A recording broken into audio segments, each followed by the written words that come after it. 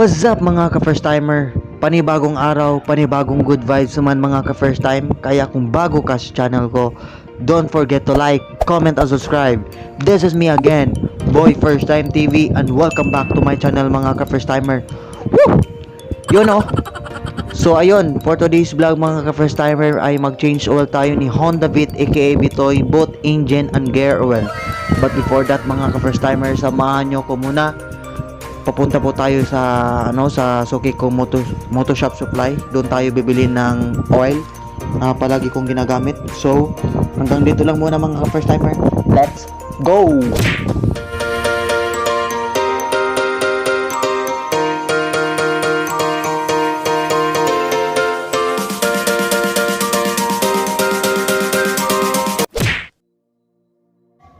Ayun mga ka-first time, nanata sa akong suki nga moto part supply diri sa Lasyon, Kilid sa Timor Consolacion sa Ayo Moto Clinic Moto Parts. Yan, available nila ang mga moto part supply. Ayan. Okay.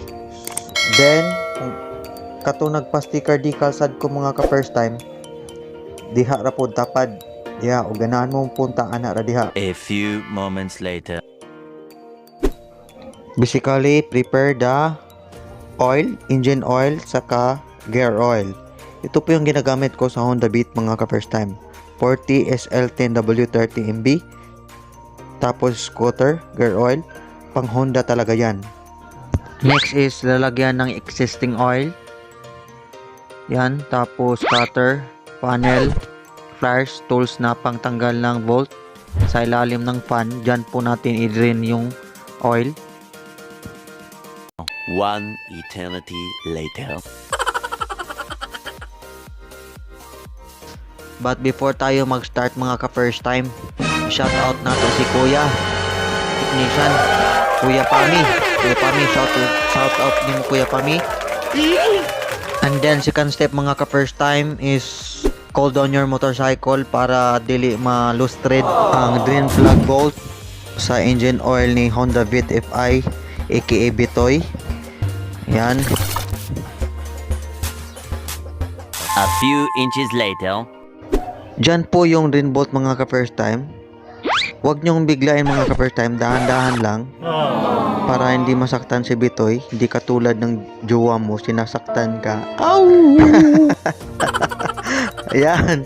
Boo! Sige na mga ka-first time.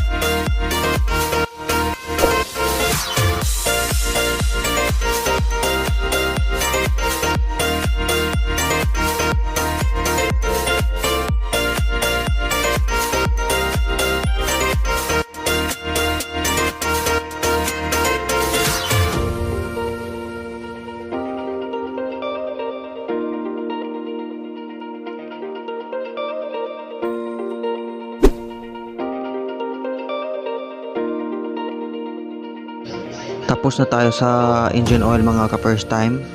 Next na tayo sa gear oil. Ayun. Prepare the tools.